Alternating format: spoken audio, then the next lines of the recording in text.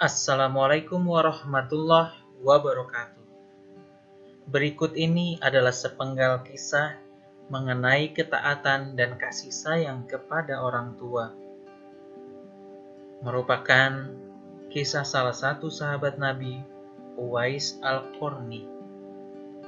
Di Yaman tinggallah seorang pemuda bernama Uwais Al-Qarni yang berpenyakit kulit. Tubuhnya belang-belang. Uwais adalah seorang yang terkenal fakir dan hidupnya sangatlah miskin. Uwais Al-Qarni adalah seorang anak yatim.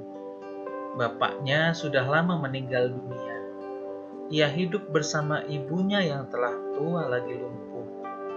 Bahkan mata ibunya telah buta. Kecuali ibunya, Uwais tidak lagi mempunyai sanak famili sama sekali. Uwais Al-Qarni terkenal sebagai seorang anak yang taat kepada ibunya dan juga taat beribadah. Uwais Al-Qarni seringkali melakukan puasa. Bila malam tiba, dia selalu berdoa, memohon petunjuk kepada Allah. Alangkah sedihnya hati Uwais Al-Qarni setiap melihat tetangganya yang baru datang dari Madinah. Mereka telah bertemu dengan Nabi Muhammad, sedang ia sendiri belum pernah berjumpa dengan Rasulullah. Berita tentang perang Uhud yang menyebabkan Nabi Muhammad mendapatkan cedera dan giginya patah karena telah dilempar batu oleh musuh-musuhnya telah juga didengar oleh Uwais Al-Qarni. Segera Uwais mengetuk giginya dengan batu hingga patah. Hal ini dilakukannya sebagai ungkapan rasa cintanya kepada Nabi Muhammad SAW, sekalipun ia belum pernah bertemu dengan beliau. Hari demi hari berlalu dan kerinduan Uwais untuk menemui Nabi Muhammad semakin dalam.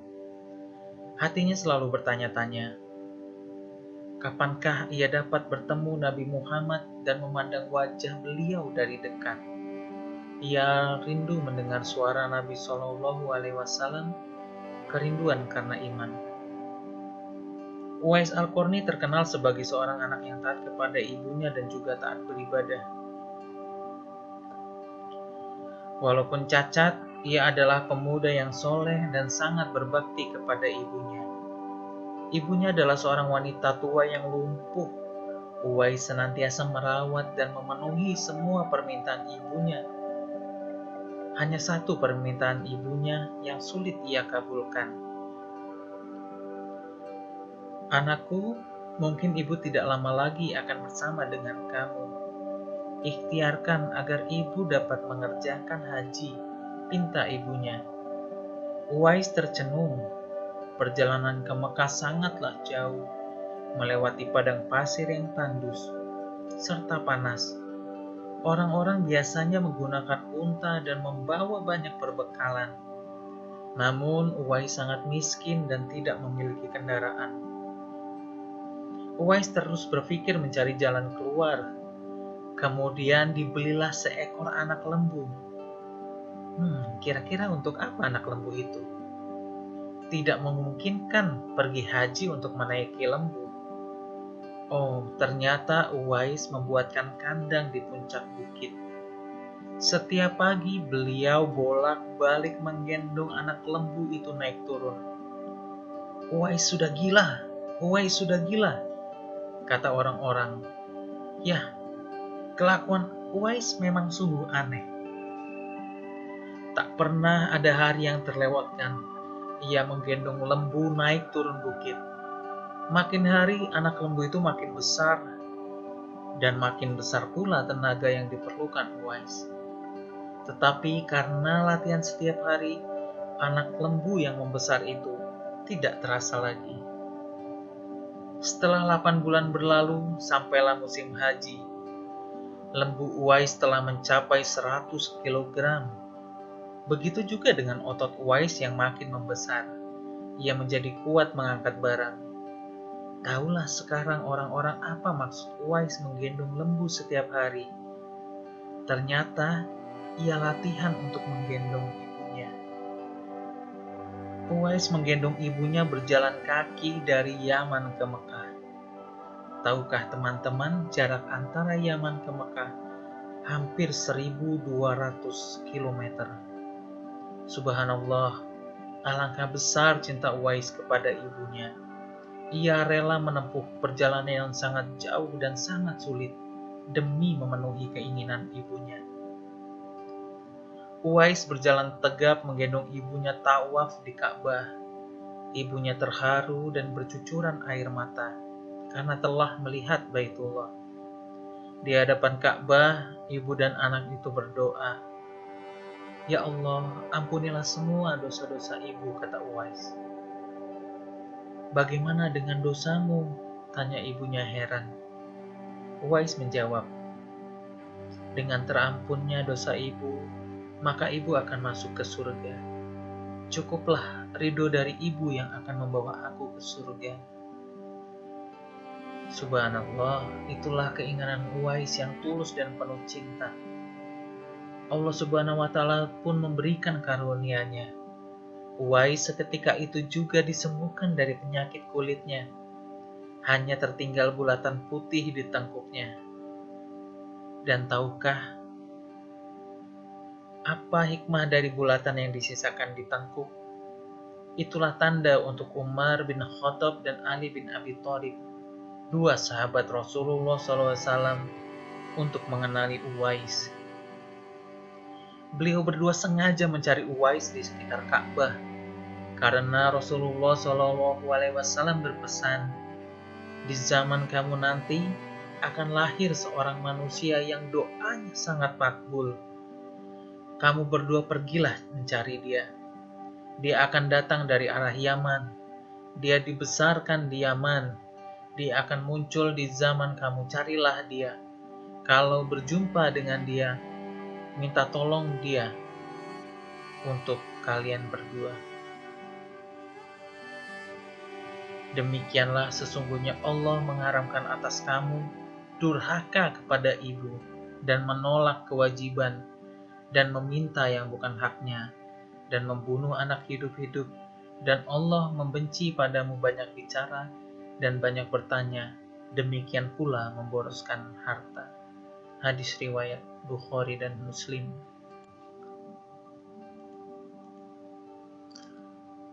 Kisah Uwais Al-Qarni mengingatkan kita pada sebuah ajaran, yaitu birrul walidain. Birrul walidain adalah berbakti kepada orang tua, yang merupakan muamalah utama yang diperintah oleh Allah Subhanahu wa Ta'ala setelah tauhid. Kita dapat melihat firman Allah dalam Al-Quran di surat Al-Isra ayat 23-24. Pada Quran surat Al-Isra ayat 23-24. Dan Rabb-mu telah memerintahkan agar kamu jangan beribadah melainkan hanya kepadanya, dan hendaklah berbuat baik kepada ibu bapa. Jika salah seorang di antara keduanya atau kedua-duanya sampai berusia lanjut dalam pemeliharaanmu, maka sekali-kali janganlah engkau mengatakan kepada keduanya perkataan "ah", dan janganlah engkau membentak mereka, dan ucapkanlah kepada keduanya perkataan yang baik, dan rendahkanlah dirimu terhadap keduanya dengan penuh kasih sayang, dan ucapkanlah, "Ya Rabbku, sayangilah keduanya sebagaimana mereka berdua telah menyayangiku pada waktu kecil." Pada Quran surat Luqman ayat 14. Dan kami perintahkan kepada manusia berbuat baik kepada dua orang ibu bapaknya. Ibunya telah mengandungnya dalam keadaan lemah yang bertambah-tambah dan menyapihnya dalam 2 tahun. Bersyukurlah kepadaku dan kepada kedua orang ibu bapakmu. Hanya kepadakulah kembalimu. Anjuran berbuat baik kepada orang tua dan larangan durhaka kepada orang tua. Yang dimaksud ihsan atau berbuat baik dalam pembahasan ini adalah berbakti kepada kedua orang tua yaitu menyampaikan setiap kebaikan kepada keduanya semampu kita, dan bila memungkinkan mencegah gangguan kepada keduanya. Menurut Ibnu Atiyah, kita juga wajib menaati keduanya dalam hal-hal yang mubah, artinya yang diperbolehkan oleh syariat, dan harus mengikuti apa yang diperintahkan keduanya dan menjauhi apa yang dilarangnya, selama tidak melanggar batasan-batasan dari Allah Azza wa Jalla. Sesungguhnya uququl walidain adalah gangguan yang ditimbulkan kepada seorang anak terhadap keduanya, baik perkataan maupun perbuatan. Contoh gangguan berupa perkataan, yaitu mengucapkan atau ih, atau sudahlah atau yang lainnya, berkata dengan kalimat yang keras atau menyakitkan hati, menggertak, mencaci maki, dan lain-lain. Sedang yang berupa perbuatan adalah berlaku kasar seperti memukul dengan tangan atau kaki. Bila orang tuamu menginginkan sesuatu atau menyuruh untuk memenuhi keinginannya, membenci, tidak memperdulikan, tidak bersilaturahmi, atau tidak memberi nafkah kepada kedua orang tuanya yang miskin. Apa saja keutamaan berbakti kepada orang tua dan apa saja pahalanya? Yang pertama merupakan amal yang paling utama. Abdullah bin Mas'ud radhiyallahu anhu berkata, "Aku bertanya kepada Nabi SAW, amal apakah yang paling utama?" Nabi SAW menjawab, "Sholat pada waktunya."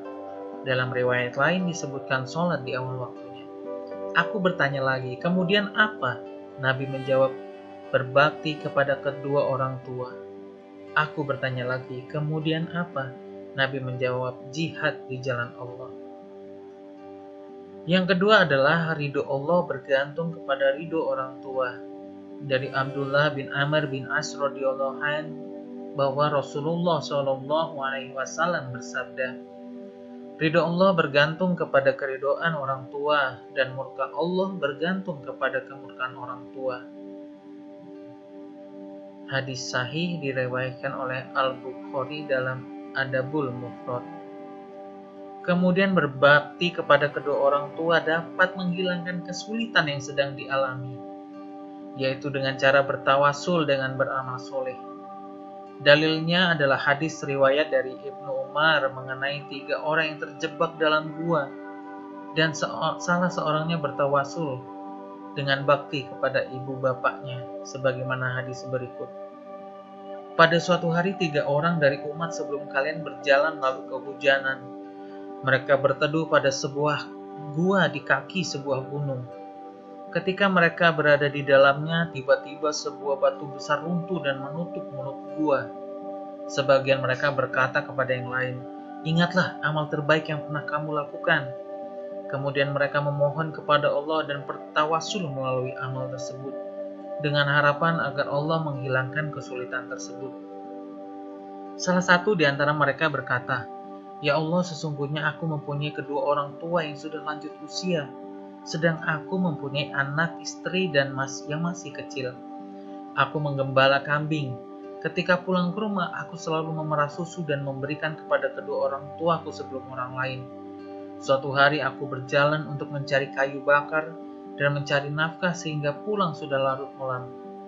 Aku dapati kedua orang tuaku tertidur, lalu aku tetap memerah susu sebagaimana sebelumnya. Susu tersebut tetap aku pegang, lalu aku mendatangi keduanya. Namun keduanya masih tertidur pulas. Anakku merengek-rengek menangis untuk meminta susu ini dan aku tidak memberikannya.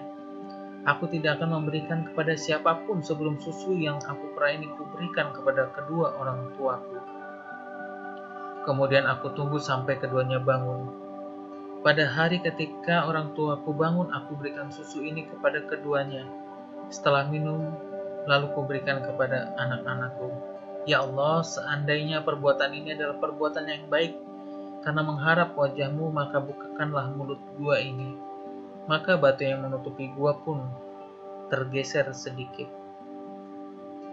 Yang keempat adalah akan diluaskan rizki dan dipanjangkan umur. Nabi SAW bersabda, Barang siapa yang ingin diluaskan rizkinya dan dipanjangkan umurnya, maka hendaklah ia menyambung silaturahmi. Dan dari sahabat Anas bahwa silaturahmi di sini juga termasuk silaturahmi kepada orang tua. Kemudian akan dimasukkan surga Allah Subhanahu wa taala. Berbuat baik kepada orang tua dan taat kepada keduanya dalam kebaikan merupakan jalan menuju surga. Sedangkan durhaka kepada orang tua akan mengakibatkan seorang anak tidak masuk surga. Bagaimana bentuk durhaka kepada Allah bagaimana bentuk durhaka kepada orang tua? Yang pertama, menimbulkan gangguan terhadap orang tua, baik perkataan atau perbuatan yang membuat orang tua sedih atau sakit hati. Berkata ah atau cih dan tidak memenuhi panggilan orang tua. Membentak atau menghardik orang tua. Bakhil atau kikir, tidak mengurus orang tuanya, bahkan lebih mementingkan yang lain daripada mengurus orang tuanya. Padahal orang tuanya sangat membutuhkan. Seandainya memberi nafkah pun dilakukan masih dengan perhitungan. Bermuka masam, cemberut terhadap orang tua, merendahkan orang tua, mengatakan bodoh, kolot, dan lain-lain. Menyuruh orang tua misalkan menyapu, mencuci, atau menyiapkan makanan. Menyebut kejelekan orang tua di hadapan orang banyak atau mencemarkan nama baik orang tua. Malu mengakui orang tuanya, dan masih banyak lagi bentuk-bentuk durhaka kepada orang tua. Bagaimana contoh berbuat bakti kepada orang tua? Yang pertama adalah bergaul bersama keduanya dengan cara yang baik. Kemudian berkata kepada keduanya dengan perkataan yang lemah lembut. Tawadu atau rendah hati dan tidak sombong di hadapan orang tua. Kemudian memberi infak atau sodakoh dan nafkah kepada orang tua, karena pada hakikatnya semua harta kita adalah milik orang tua. Kemudian mendoakan kedua orang tua serta menaati perintah orang tua selama tidak bertentangan dengan syariat dan akidah. Apabila kedua orang tua telah meninggal, maka yang harus kita lakukan adalah mendoakan kedua orang tua dan memohon ampun bagi keduanya.